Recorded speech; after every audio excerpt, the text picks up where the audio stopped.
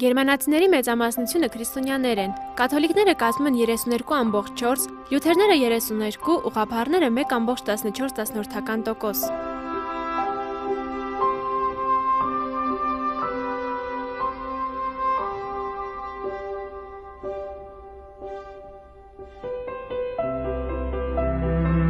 Համաձայն զբոսաշրջության մրցունակության հաշվետվության, Գերմանիան համարվում է աշխարհի ամենաանվտանգ տուրիստական ուղղություններից մեկը եւ այցելության համար ամենանախընտրելի երկրներից երրորդը։ Հյուրանոցներում նորեկների թիվը 2010 թվականին կազմել է ավելի քան 380 միլիոն, ինչը երկրի միավորումից հետո համարվում է ամենաբարձր ցուցանիշը։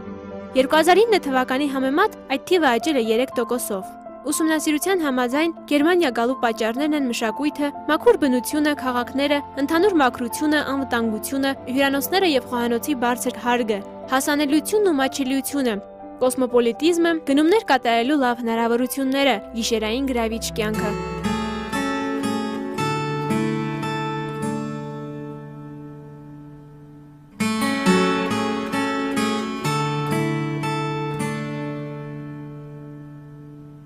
Գերմանացիների ավելի քան 30%-ը արձակուրդներին մնում է սեփական երկրում։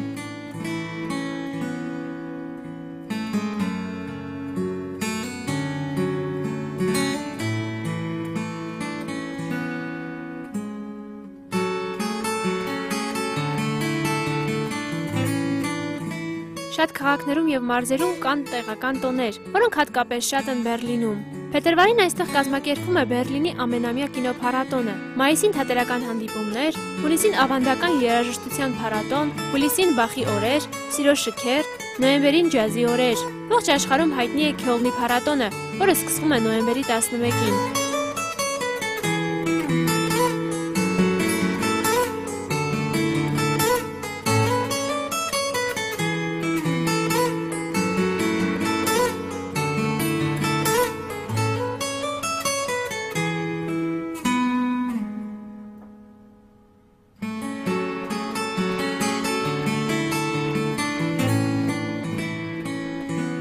Մյունխենը հայտնի է ամենամեծ գարեջրի տոնով, Հոկտեմբերֆեստով, ինչպես նաև ամառային երաժշտական փառատոնով և դիմակահանդեսով։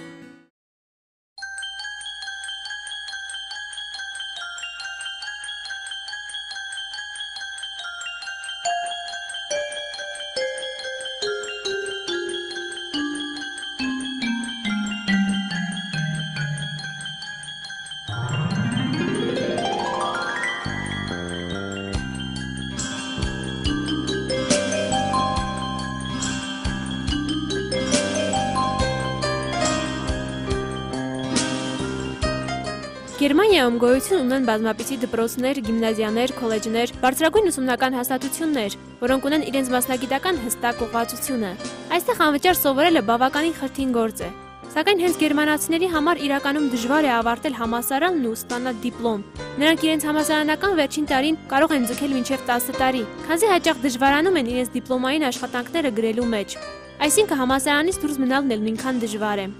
Մի հետաքրքիր փաստ ևս։ Գերմանացի ուսանողների մեջ շատ հաճախ հանդիպում են ոստիկանության, ազգային անվտանգության և տարբեր խոշոր կազմակերպությունների անդամներ, որոնց որևէ մեկը դեմքով չի ճանաչում։ Այսինքն նրանք ամենասովորական ուսանողների նման հաճախում են համալսարան, ուսումնասիրում իրենց ճակերտավոր կուրսեցիներին, յուրաքանչյուրի մասին որոշակի ինֆորմացիա հավաքելով։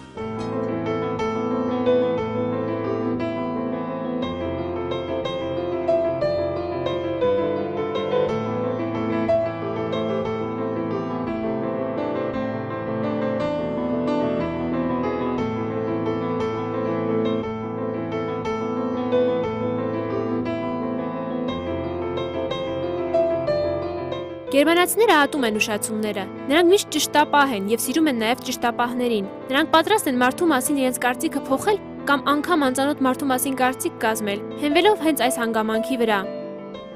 Աշխատանքի չեն ընդունում այն մարդուն, ով կուշանա առաջին ժամադրությունից։ Լինել ճշտապահ նշանակում է լինել նշանակված տեղում պայմանավորված ժամից 10 րոպե շուտ։ Միայն ու միայն ճշտապահություն։ Նրանք գրեթե երբեք բարձր երաժշտություն չեն լսում և չեն սիրում բարձր ծիծաղել, հատկապես հանգստյան օրերին և գիշերը, ժամը 11-ից հետո։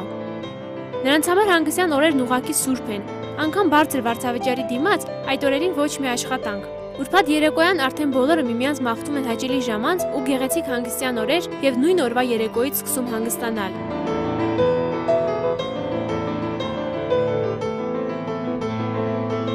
Յուրաքանչյուր գերմանացի իր կյանքի պարտավորությունների առաջին շարքերում կանգնեցնում է բնապահպանությունը։ Գերմանիայում գրեթե հնարավոր չէ տեսնել մեկին, ով իր կիրակուրի մնացորդները, անձեռոցիկը կամ առավել եւս այրվող ծխախոտը կնետի պարզապես փողոցում։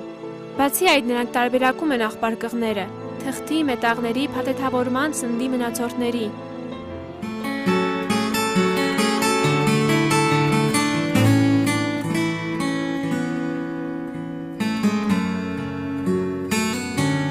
Գերմանական ազգային խոհանոցը միասնական չէ։ Երկրի տարբեր մարզերում ազգային են համարվում տարբեր ճաշատեսակներ։ Եթե Բերլինում եւ Գերմանիայի հյուսիսում տիրում է խառը խոհարարական ոճը, ապա Բավարիան, Հեսեն եւ Բադեն-Վյուրթեմբերգը մնում են շվաբյան խոհանոցի օազիսներ, որի առավել հայտնի ուտեստներից են մայլտաշենը, յուրօրինակ գերմանական խինկալիները եւ Գալցբուրգեր մարշը մսե ուտեստների ընտրանին։ Գերմանական խոհանոցը շատերի մոտ ասոցացվում է երշիկեղենի հետ։ Դրանք Գերմանիայում իրոք քիչ չեն, սակայն պետք չէ մոռանալ թթու կաղամբի, համբուրգյան օձաձկան, բերլինյան շնիցելի եւ խմորից պատրաստված քաղցրավենիքների, ֆայնբեկերայի մասին։ Թանձր սննդարար գերմանական աղցանները մի փոքր ծանր են ֆրանսիականից եւ պարունակում են շատ քացախ։ Գերմանիայում տարածված է ինչպես գարեջուրը, այնպես էլ գինին, հատկապես սպիտակը, որը ոչինչով չի զիջում ֆրանսիականին։ Գինեգործության ավանդական կենտրոն է համարվում պատմական Ֆրանկոնիա տարածքը, ներկայիս Բավարիան։ Շտուտգարդ մարզում է գտնվում Ուլբա գյուղը, որը հայտնի է Տրալինգեր տեսակի գինով։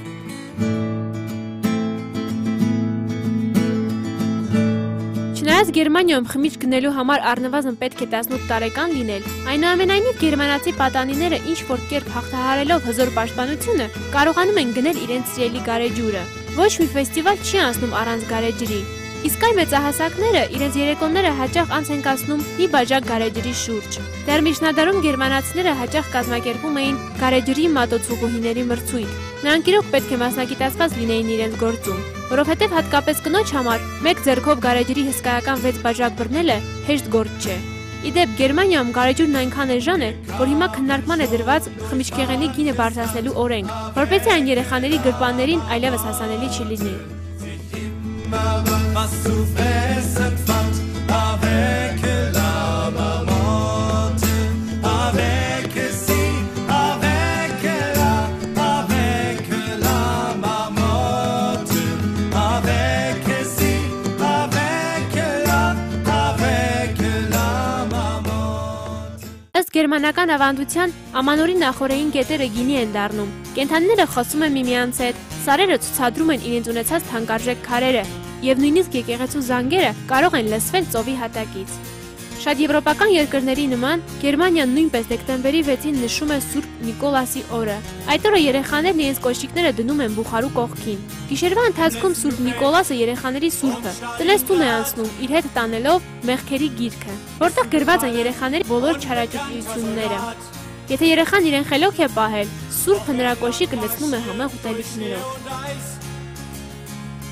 Ինչևէ, իրենց բոլոր սովորույթներով ու ավանդույթներով հանդերձ գերմանացիները այսօր համարվում են ամենաքաղաքակիրթ ազգերից մեկը։ Hast du schon verloren, in Kugellage verhungert oder erfroren? Unbekannter Soldat, wir danken dir für jeden Tag, für deinen Mut in jeder Stunde, in jeder Sekunde. Unbekannter Soldat, wir verneigen uns vor deinem Grab und die Lügen und Heucheleien richten wir zugrunde.